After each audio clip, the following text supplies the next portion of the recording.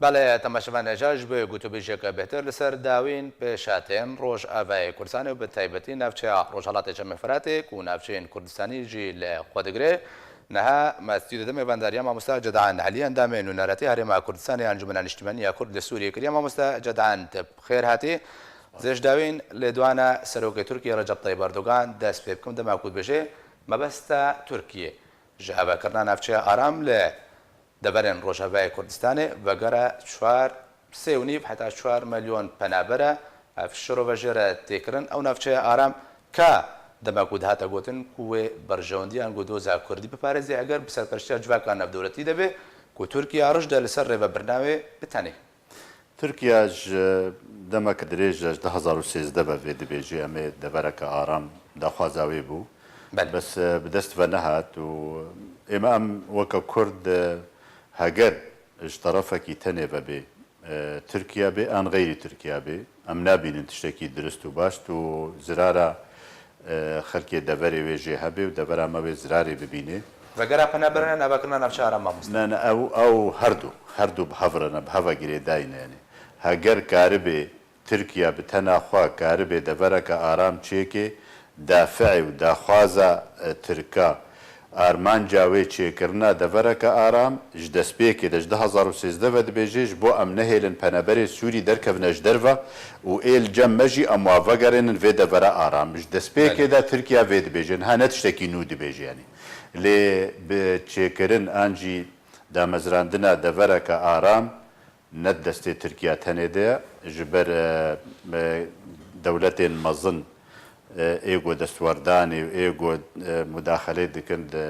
كيشا سوري وقيرانا سوري دج دسبيكي دا او خدي بريار متحده دريا امريكان وروسارا هردو دولتي سركنا فرنسا وبريطانيا وكاتحاد اوروبي ابن خدي بريار تركيا هكا بياوي باش بري نهادا وقالك تشتكربانا ودرباسي سينورا بوبانا وك تجارة نكاريا درباسي دركي ببي نا ادلب جي ونا دفرا درع الفرات جي ونا عفرين جي هجر آريا كان ناب دولتي تصرنا بقى بتايبتي جي أمريكان وروس يعني أمريكان وروس نوافقين بيراز وقت خوندن سياسة باش دمك أمريكا بجي تركيا بجهجري من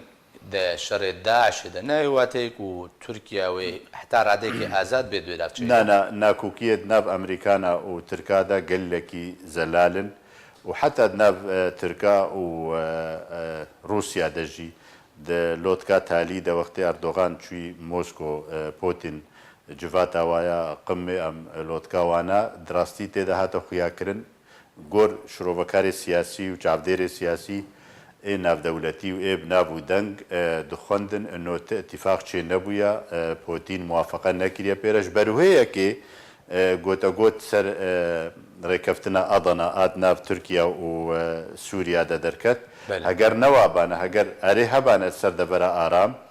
ونا مجبور بون جوورن بحثا ركفتنا بكند آد نوتو حشتادا تشيبوي از قومانا ما يعني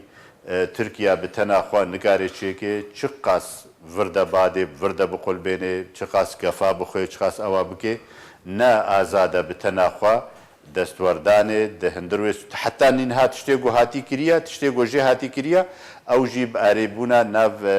دولتين امريكان وروسيا بيوانا بيفا هردو دولتا ودولتي هرميجي ايران جي ناف ده يعني نكاري تشتكي يقافي بابيجي مديجي باش ما مستا اما جبد خالي جرين دا ركبتنا اضناك وتصال 1980 هاتي انجام دان ونافشا ارام وكا كرد بنافشا ارام يعني ب ركبتنا أضنا بهتر وزيان بدوزا كردي بجهشبر روسيا جي وكبجي أماجا بركبتنا أضنا كروكوتا تركيا جبان فتي درباسي خاكا سوريا بالغوري ركبتنا كود نابرا تورجي ما سد هاتي كره امد قومانا مدا شخوا عولي وك برسف اب ركبتنا أضنا انجي دفرك آرام اما امد بيجن چت ركبتني دناب أنظمة أو دستهلاتي داگرکری کردستانی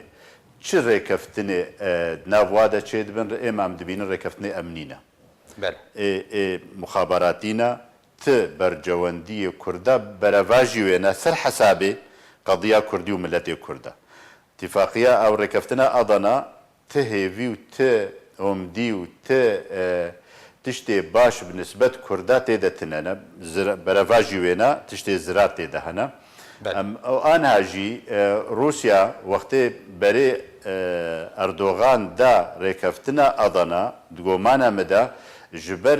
gotiyê de devera aram em nikarin te re erê bikin tu tenê çê bike hinek mesele nedî hene di nav Amerîkana de meselê wayê dewlî Rûsya tiştekî serekel pêşiya wê heye divê desthelata rejêma Beşar li ser hemû xaka Sûrî temîn bike heger newabê nahê lê yek tişt yek gav birêveherê an jî yek rêkeftin jî bi silametî birêveherê ji ber wê yekê digotin em dibînin vekşandina Amerîkana ji devera rojhilatî ferêt tiştekî durist û baş e Rûsya wilo dibêje û ji ber bercewendiyê Sûriya têde hene û yekbûna xaka Sûrî diparêze û berê me bêhtir nêzîkî an gavê me bêhtir nêzîkî çareseriya siyasî dike ev Rûsya wilo dibêje îcer heger deverê aram çê bibin bi serpereştiya an jî birêveberiya Tirkiya tenê hiç bercewendiyê Kurda ez têde nabînim ez weka kes xwendina me wilo dibêjim û ji xwe rêkeftinê emnî nav her du nîzama de êgo çêbûne êgo nû jî taze jî çê bibin ti bercewendiyê Kurda têdenîn bercewendiyê Kurda di sê tiştê sereke hene yek jê helwesta Kurdî bi yek bê helwesta Kurdî bibe yek a di duwa lebata navdewletî çawa daxwaz û fişar û dext û hemû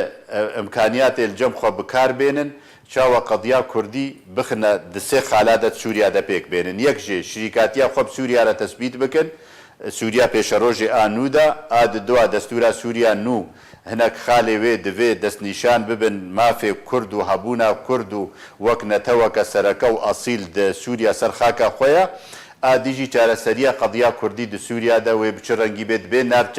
dibin çavdêriya navdewletî re bê li gor ehûd û muwaseqê cedan te behsa yekbûna helwesta Kurdî kirî ku tişteke astema weketê xuyakirin her ahliyek roj derser nerîna xwe civaka navdewletî weketê da xuyakirin divê ew ji bo Kurda bike eger Kurd neyek bin civaka navdewletî bêguman nikarê êma dibêjim sê xalê tozekê ji hev cida ne ne edwiyen bi heva girê dayîne yek helwesta Kurdî û xebata navdewletî bêçawa em karibin mafê Kurd û şîrîkatiya Kurd di Sûriya de tespît bikin him destûrê de him di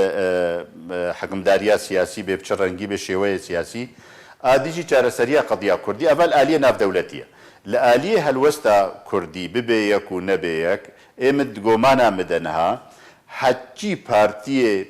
netewa Kurd di Sûriya de partiyê Kurdiyê Sûrî helwesta wa daxwaza wa ji bo mafê Kurd di Sûriya de yeka heta lew hinekî dûrî habe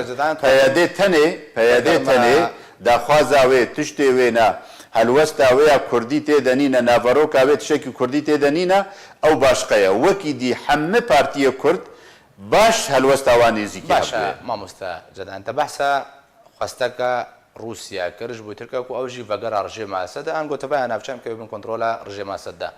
eger rejêma Esed jî vegerê Kurd wê ziyaneka mezin pê bike ji ber ku her navçeyeka rejêma Esed vegere heye de wêrankarî kuştin dizî revandin binçavkirin yani Kurd geşbînin bi vegera rejêma Esed heta yan jî ta çiradekê ew pêşniyara Rûsyayê bikeve bi warê cevcê me çi got me got helwest û gotara Rûsî diyare ji destpêka krîza Sûrî de hetanî niha palpiştbûna û piştgirtina rejêma Beşar tenê digirê helwesta wê û daxwaza wê her ev e yanî ne mena wê wê li gor bercewendiyê Kurd bê êma dibêjim vegera rejêma Beşar وكأن شيئا لم يكن وتشتك نبويا ووك بري 2011 وقري حكمدارية لسر دفرا كردي بكي وقال لك زراري بين قضية كردي وملتي كردي تفقرا سياسي بتايبتي وتارو فار بكي جهفدو بخي ناهلي قو كرد وحيفاه ليني وبصالة بده صالة بلكي بمن دعوة داري سر ملتي كرد وقضية كردي إما أنا خازم ولو بي أنا بيني ولو أوجي ندرستا دا خوازا ناف دولتي أنجي جارة سريع ناف دولتي أو يا درستو راست أم وكا كرد في بري خو بدنا چارەسەریە ناودەولەتی بێچاوە ئەف کۆنگرێ مەزن چێت بن بریارێ ناودەولەتی گوهاتنە ستاندن ئەم پاڵپشت بن و داخواز بن و داعم بنجوێنارە ئەنۆ چارەسەریە سیاسی ji کێشا سووریرە چێ ببێ ئا کوردیژی دناودە هەگەر نەوا بێ ئەمێ بهتر زرار بگهێمەوە باشە مامۆستا جەدان هینە ناوچێ ئارام ناتیاڤاکردن و توشتێک لە ڕۆژهەڵاتی جەمەفەراتی و بتایبەتی ناوچەیەن کوردستانی ڕوو نەدایە و سەر عەردێ لێ دەمانهادا ئەنجومەنێکی سڤیلش بۆی برەڤەبرنا باژارێ سەرێکانیە لە باژارێ جیلان بیناریە باکووری کوردستانی ئەنگۆ تورکیا هاتیاڤاکردن شرۆڤا ئەنگۆ ئەڤ ئاڤاکردنا ڤی ئەنجومەنی چواتێک ژێرە تێکردن ڕەوش پەرتەوازیە کوردی حتا چه ئاستێکی گەشت تورکیا وەک نیزام وەکە چاوە خوازێ ڕۆلاوێ و باندۆراوێ هەندروێ سووریا هەبێ ڕۆژێکی کارێ خۆ نەدایە پاش تێ بیرامە دەبەرە وەختێ ئەو مەرتالە درع الفرات ده مەرتالێ فرات ده بێ چه حازری ژێرەکردن و چه ڕەنگی دکرد ئێ سڤیلژی و لەش چەکداریژی ئەو دکردن عفرینێ دەژی هەروەها کۆنگرێ ئەنقاز و کۆنگرێ نزانم چی چێکردن و جوات چێکردن و ئەنجومان چێکردن بەس دتالیدا ئەف حەمن ئەون ئێگۆ دبن لە عفرینێ تشتێکی خراپی پیس دەبێیان ئانەها هین نەدەبەرە ئارام هەیە و هین نە بریارە ناودەولەتی هەیە و هین تشتێک چێ نەبوویە بدەستێ ترکا بە نەهاتیە هەرێ جواتا چێکێش کەسێ پەنەبەرێ مەیە سووریرە ئان کوردێ دەڤەرێ بن ئانج عەرەب ناوا دەبن و ئەنجومانە ژوانە چێکێ ئێمە ئەم دەبینن تشتێکی خراپە تفێدامە تێدە نینە هێڤیامە ئەوە خەلکێ مەی پاڵپشت و خودی هەلوەستن ئانەتەوا کوردی و ئاداخوازە مافێ کورد و ملەتێ کورد نەوەڕتن دوا مەسەلادا و نەبینن ئەوڵە دەرفەتە ژوارە هاتیەوەی حیفێژ هەنەکە هەلێنن ئانوێ هێنەک کۆکێ ڕابن عەردێ ڕابن ئەمێ بکەبنە شووناوا دەبنە دەسەلات نەوەڕتن ولۆ هەگەر ئەتیفاقا کوردی نەبێ هەگەر بریارە ناودەولەتی نەبێ ئەم خۆ نەوەڕتێنن تشتێ ولۆدە باشە مامۆستا جەدان پرسێک لەسەر هەڵوێستە ئەمریکیە داوی هەبوو بۆ دەما چەند ڕۆژێکێ و ئەمریکا خۆدان پێشنیارە ئاواکردنا ناوچێ ئارامە ئەف چەند ڕۆژە تو هەڵوێست دوێت دەربارەدان گۆت لێدوان نەدانە سەدەمژێ چییە بێدەنگی ئەمریکایانها دەهمان دەمێدا ئەمریکا دەدەمانەها دەوەکووک و بەرپرسیارن ئەمریکی دنە خویاکردنی دارایە ترامپ بهمانە هێزێنوان لێ بژن بنگەها تەنەف گوت و بێژ دکەن ئێمە دەبێژم ئەمەش ئاتاری دەست پێکن بنگەها تەنەف بهتر حاجەتان پێویستیە ئیسرائیل پێ هەیە بهتر نێزیکی ویالیە بیکون ڕێکەفتنن گۆمانان بدە ڕێکەفتنن دناوە ئیسرائیلدا داخوازە ئیسرائیلە هەگەر تژوێ دەرێ ڤەکشێ وێ ئەمکانیا هیلالی شیعی و نەزانم هێزێن بسەر ئەیرانێڤە ممکنە زرارێ بکەنەمە تعدێ بکەن ئانجی جهێخوا بهتر خورت بکەن هەبوونا خۆ خورت بکەن سووریادا ئەو گرێدایە گەرەکە ولۆ بێ بە عالیێ بەشێ ئیسرائیل ئەوە ئادی ترکێ گۆمانە مدە ئەمریکان وەک دەولەتەکە مەزن ڕێڤەبەریە جیهانی دکن و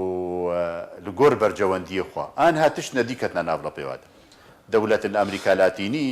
کێشێواچێ دبن مەسەلا وایە ئابووریە گرتنا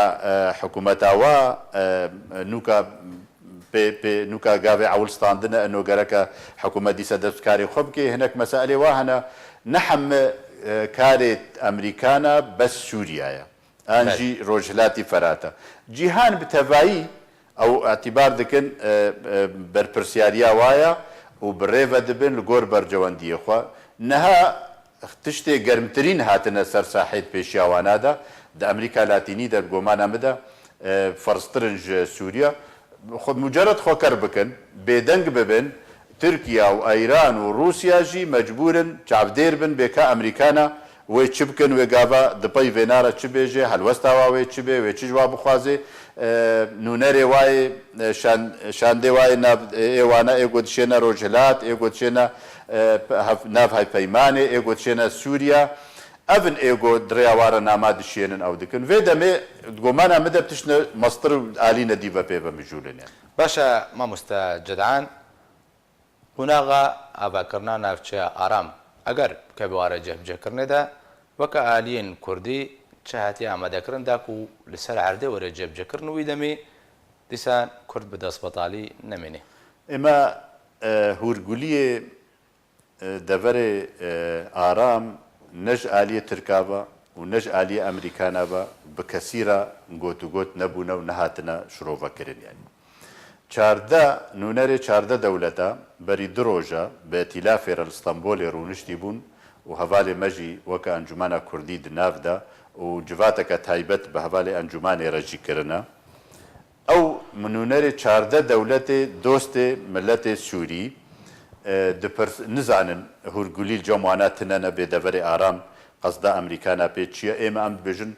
لە گۆر بەرجەوەندی ئەمریکانە دەوافعێوە نەوەکە ئێ ترکانە نەوەکە ئێ ڕووسانە نەوەکە ئێ بەشار ئەسەد نەوەکە ئێ ئەیرانێنە هەر دەولەتێک ژەف جدایە هورگولیەوێنە ئێمە حتا ئەگۆ ئەم هورگولیە نزان بن بێکە ئەف دەڤەرە ئارام مەقسەد ژێ چییە چت خوازن ئەرمان جاوێ چییە نەماناوێنە ئەنۆ دوێ ئەمڕونن بێکا خەلکێ چ گۆتیە و نەخشە ڕێیاوێنا چییە و نوکە ئەمێ وەرن بێژن کام چ بکەن لێ نەدەستێمەدەیە بریارە چێکردنا دەڤەرە ئارام نەدەستێمەدەیە ئەم وەک ملەتێکی کورد سووریا بە تەڤاییە خوا نەلبەر تشتێکیە نەخۆدیە بریارایە دەولەتێن ژ دەرڤەی سووریا و ئێ مەزن و ئێ هەرێمی ئەو بریاراش بەر سووریا بەدەستێنن ئەم کوردژی بەشێک ژ سووریانە خەڵکیش بەدێلا مە بریارە دەستێنن مەسیرێ مە دەستێواناتێ گەلک سپاس ji bo mamosta Cedan Aliyan demên nûneretiya Herêma Kurdistanê Encûmena Niştimanî ya Kurd li Sûriyê ku li stûdyê me vanên bû gelek spas mamosta.